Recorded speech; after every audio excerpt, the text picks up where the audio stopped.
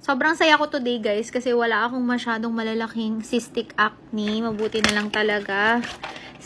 Oh my God, wala na. Tokyo na lang yung laman. Ito kasing dala ko. Inaram ko muna yung kay Louie. Wala niya to. Ito pang iinumin ko na sunod.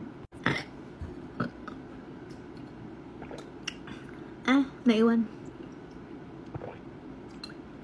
Kung lahat po kayo may freedom of speech na mag-comment sa aking comment section. By the way, hindi ako nagbubura kahit na gaano kasakit yung mga comment pa dyan. Meron din po akong karapatan mag-voice out ng aking opinion sa mga nangyayari. Especially, dati po akong SK chairman. So, dati po akong naglingkod sa gobyerno. Sanay na po ako mag-gift giving, relief, ano pa yan, coastal clean up. And lahat ng yon kailangan po ng proper coordination sa ating LGU. Dahil kung may mangyari man po, sila din ang sisisihin.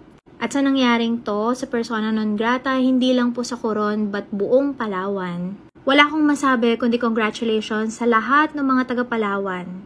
3 beses na ako nagpalawan, Puerto Princesa, El Nido at Coron. Meron pa kami mga courtesy call nun sa Mayor of Puerto Princesa dahil nga dati akong SK chairman. Alam ko kung gaano kadisiplinado ang mga Palaweños at pinaghirapan nila na i-promote ang Coron. Actually, ang Coron at El Nido ang nag-promote sa buong Pilipinas sa international tourism market, in case you don't know. That's why nung nakita ko yon, nag-react talaga ako because gusto kong matuto po ang ibang tao.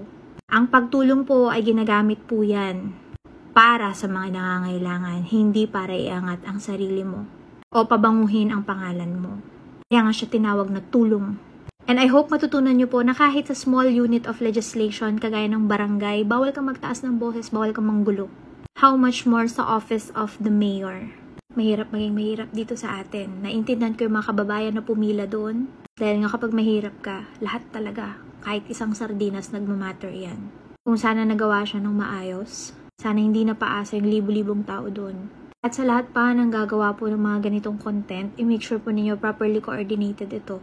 At huwag na po sana magamit ang mga tao sa content at clout dahil hindi nyo po alam yung pakiramdam ng manghingi ng isang sardinas at salok ng bigas. Drama ko. Pero pinagdaanan ko kasi yun. Medyo iritado ako sa kanila. Yun lang po. Tulog na ako, B. Effective yung Lita Melanie. Good night.